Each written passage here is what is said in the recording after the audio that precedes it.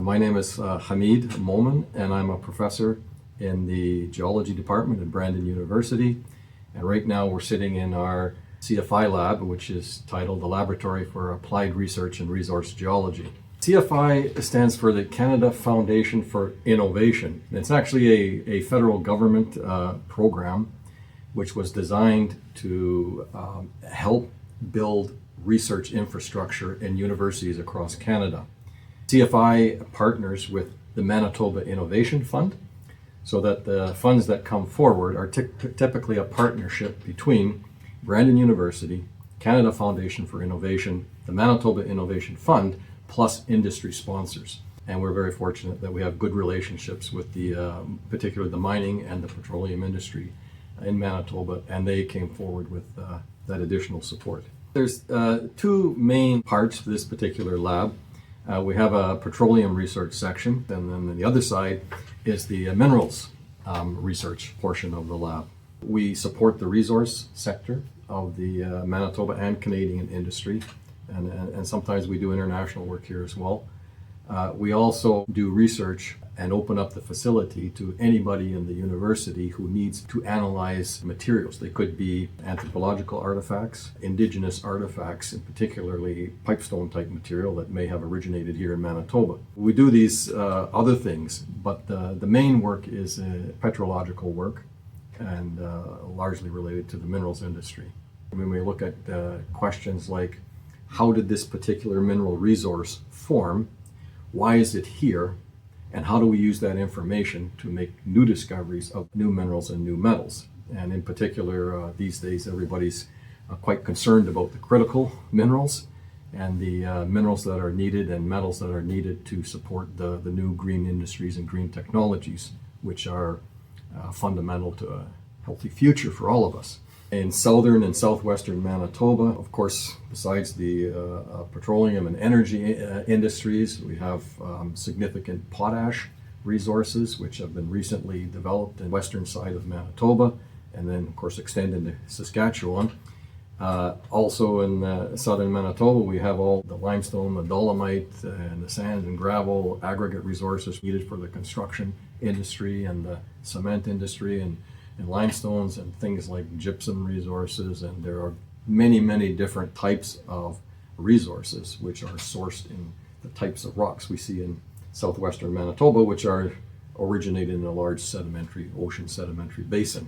The current large resource industries are focused on nickel in the Thompson nickel belt, and then nickel, copper, zinc, gold, silver resources that we find in places like Flin Flon and Snow Lake, Lynn Lake, and other parts of the province. So also in the really old rocks of eastern Manitoba, we have one of the most interesting and unique mines anywhere in the world, and that's the Tankopegmatite. And there we find critical mineral resources like lithium, tantalum, and cesium.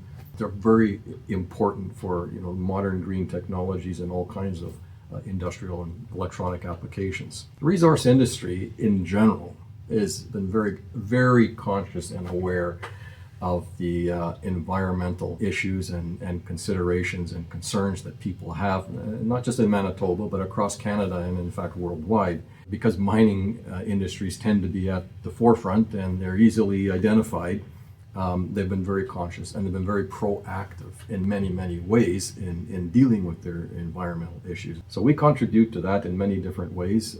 Almost all our studies we do are linked in one way or another to what are these resources, what do they look like, how did they form over geological history, and then how do we then apply that information to the discovery of additional resources so we can maintain the environmental sustainability of these industries in Manitoba.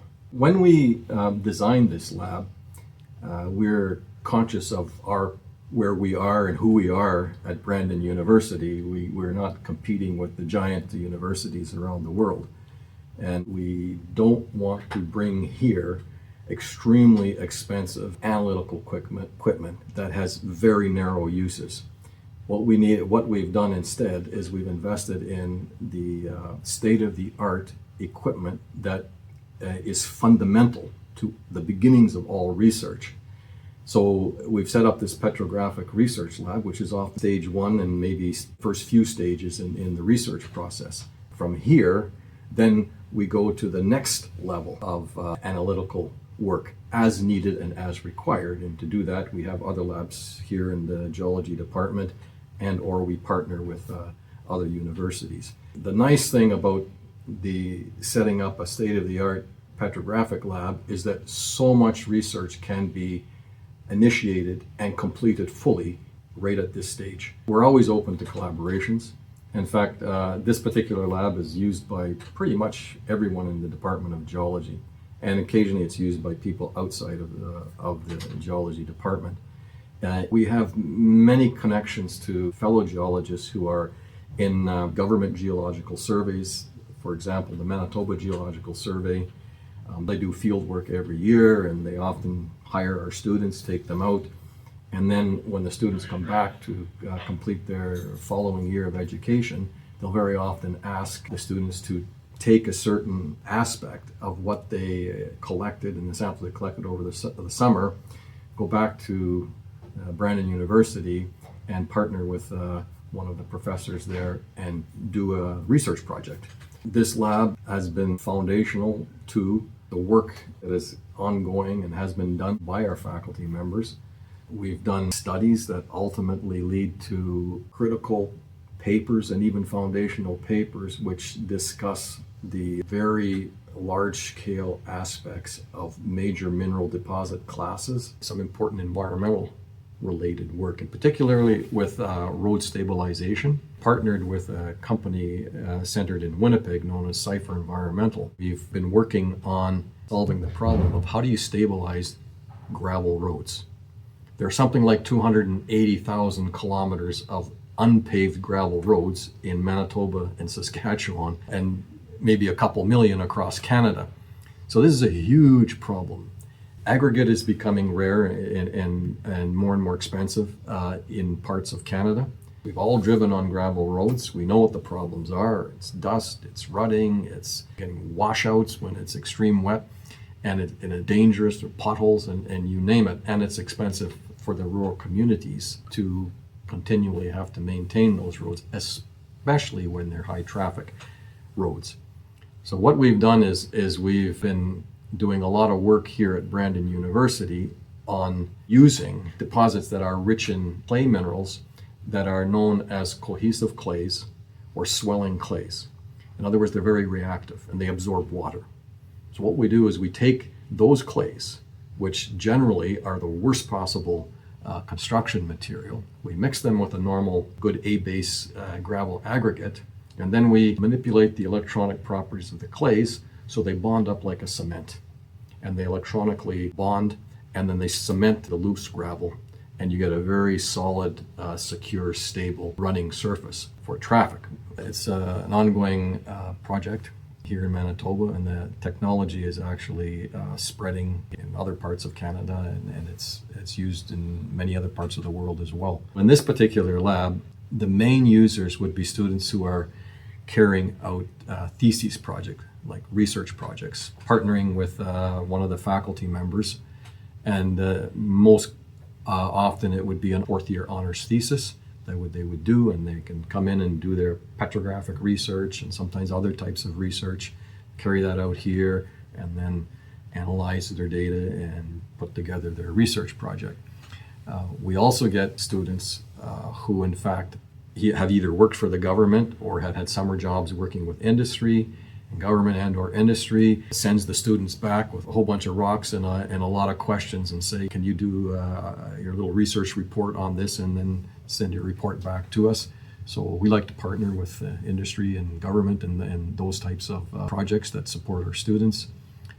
We also clearly contribute to the master's program at the Faculty of Science. Primarily they'll be working in this lab and the related lab, which is the Manitoba Mineral Analytical Facility. As faculty, we guide our students through the process, and step by step they do the work, and once they've got their data, then we guide them through the processes. Okay, this is how you analyze the data, and this is how you look at it, and this is the background reading you need to do in order to answer the questions you want to answer, And this is how we now pull out the unique, interesting results and conclusions from your work. At the end of the day, the real benefit that they get from this is not that they've learned a whole bunch of data or processes or this and that, but what they really learn is how to do research, how to tackle an unknown problem that they absolutely have no idea how on earth could I ever figure this out, and realize that they can do it. They can actually do it by following, step by step scientific investigative processes, and then come to some really interesting, unique conclusions that they can then present to industry. It's almost without exception that when the industry partners with a student in that manner, that they've got one or more jobs waiting for them, as soon as they graduate. If you're the type of person who really enjoys working outdoors, really enjoys nature, and would love to have a very high-paying career, an exciting career, then you should really consider geology. There's so many aspects to the geosciences, including environmental geoscience, geochemistry, geophysics, and paleontology, and evolution of Earth, evolution of life. It's all discovered, in geology by going back through the fossil and ancient records of the rock. Summer comes and boy, we're out there in the field and just can't wait to make the next, discovery and spend some time in nature. It's wonderful, actually. And I honestly feel it's good for the soul.